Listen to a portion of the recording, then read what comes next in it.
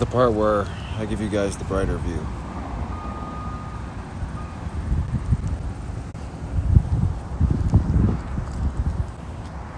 Come on, girl. Come on.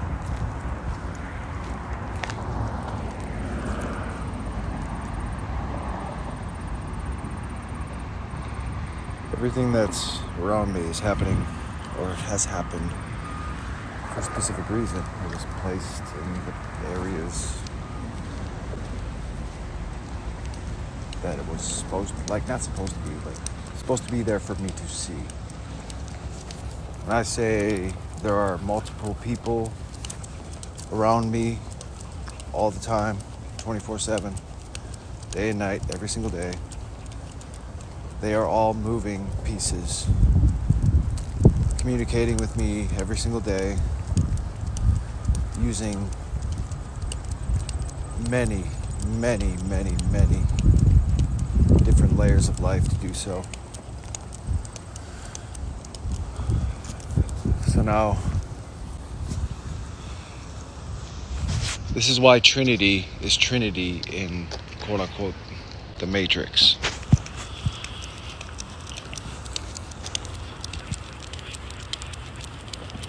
Hair white as snow.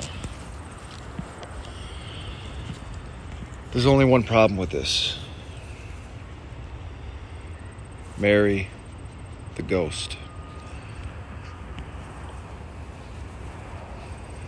If you look at it this way,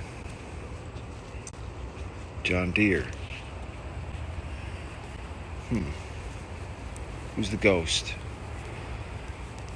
Who's the beginning and the end?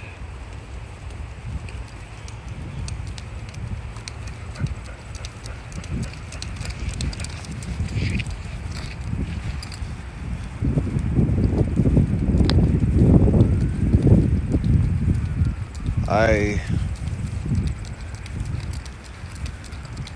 have a lot that I just want to spew out to you guys for those who want to know. And I will. All will be revealed over the coming weeks.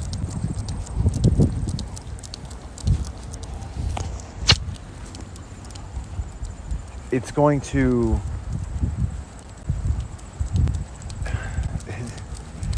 When everything is revealed, your minds, for those who have, been patiently waiting in their homes, going to work, 9 to 5, coming home, attending to the family, kids, weekends, just out relaxing, waiting for, that breaking news or just everything to be revealed. That day's here. And as it is revealed, the only thing you're going to be able to think of is how. How is any of it possible? The truth is, our past is not our past, it is our present. That is how and why that every single image you see of me is not of then, but of now. That is what I have been saying this entire time about the way my hair grows, even my facial hair. I've not once trimmed it, cut it, probably about 4 or 5 months, something like that.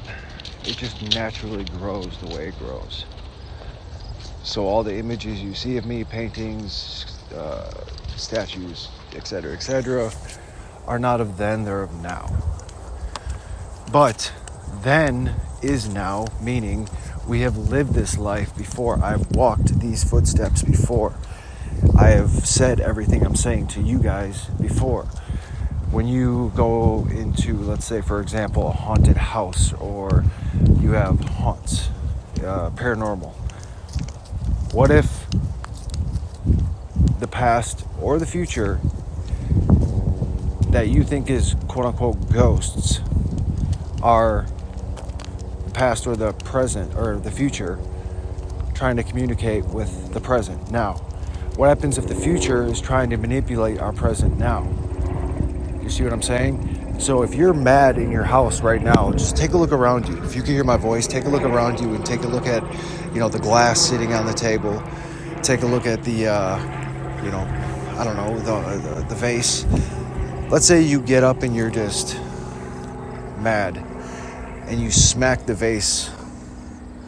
Lay down, baby. Lay down. We're going to be here for a minute. Oh. You just take the vase and you smack it. Okay, it goes flying and breaks all over the floor. That echo in time is as if you have a camera with film and you're, shooting a movie, documenting. Everything you're documenting goes on that film. Same thing with life. So now that echo, let's say 20 years from now, that moment of you hitting that vase ends up happening again because there's multiple timelines. All of a sudden it's a ghost.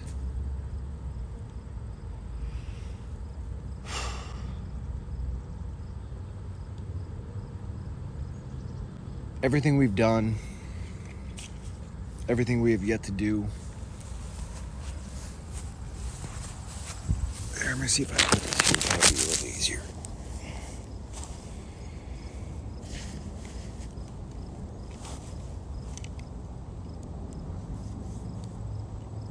Everything we've done, everything we've yet to do.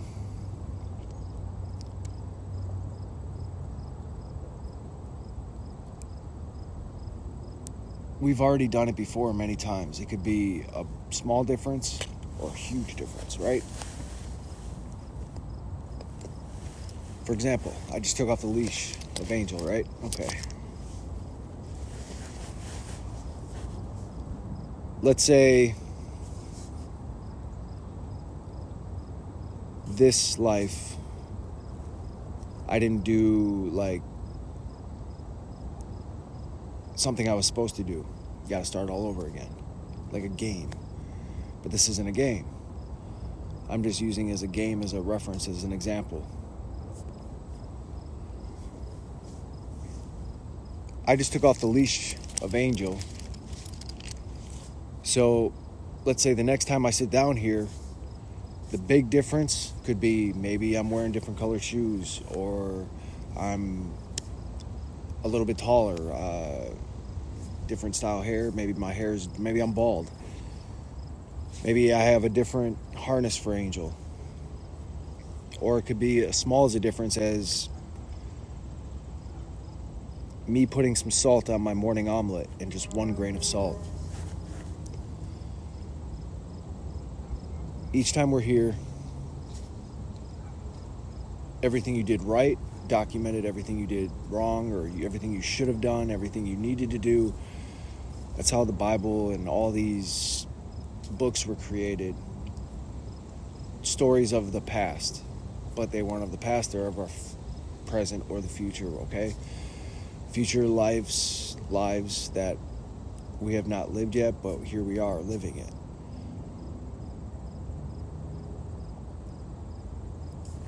The crucifixion, it happened.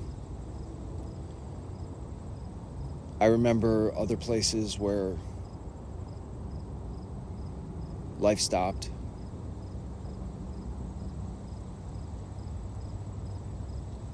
To get here, to do all of this, to be where I'm at, I think of others not having their memory. This is kind of what Hetfield was talking about, the memory remains. For those who have the purest of intentions, for those who do right, they're allowed to remember. Or they'll have visions of things they're not really understanding in that moment, but then down the line it all makes sense.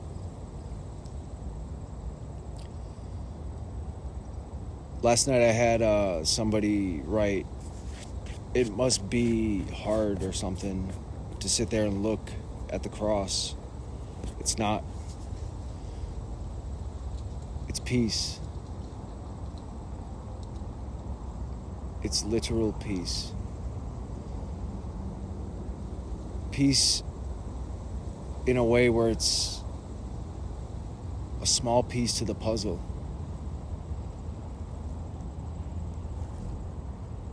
The first piece and the last piece to bring peace.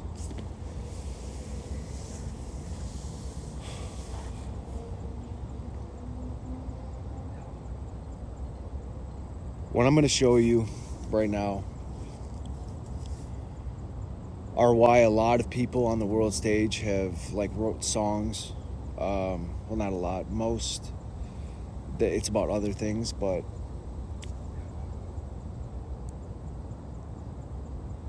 one in particular, you guys are probably gonna immediately think negative, or you take all the negativity, everything you think you know, everything you were shown, everything somebody said about somebody, or for example, like Taylor.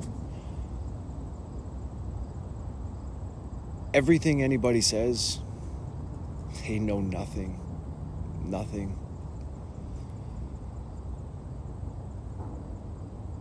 She has a song named Betty. I'll show you why. There's a car rental place. It's called Hertz. That's my family. That's what the song Betty means. That's Hertz car rental place, okay? It's what are vehicles? Vehicles, life is a highway, right? Everyone's in their own lane, and okay. Some people's car breaks down and they have, bum leg, can't really walk the paths they need to walk. So it's a car rental. To get them on the path that they're supposed to be on, that would be considered a car rental or a taxi or somebody helping them get to where they're supposed to be. All of our paths are intertwined the way they're supposed to be, and in a way where maybe there's somebody in your life that is in your life now who wasn't in your life before, and that's why you're sitting here where you're at, looking at your phone, listening to me. Every choice and every decision we make affects the small moments that equal huge moments. For example, one individual who's in my life, he wasn't here last time. Here he is now. Waited a long time for him. Not knowing if he'd be here or not, and then one day he shows up. A face I remember.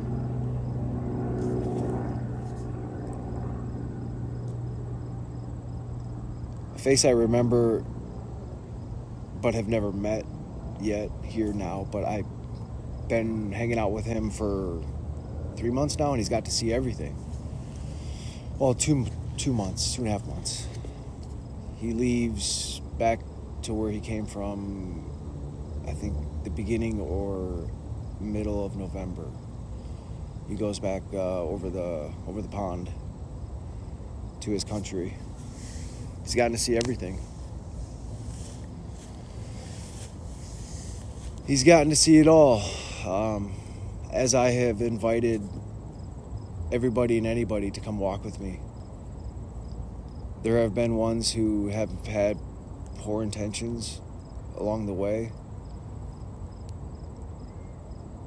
and because I had to distance myself from it, who I am was all used against me. Do I care? No. Do I care what has been said? No. Beyond that point, the truth is right here in front of us. The people who were planted in our lives, everybody has somebody who was put into their lives. This is where you find it. Oop. You find it here. It's all within the numbers. That's why numbers is numbers in the Bible. Okay, 1946, 10, 10. Okay, 9, okay, 15.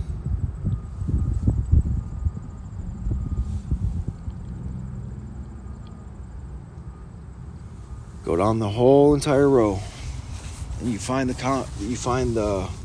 common denominators.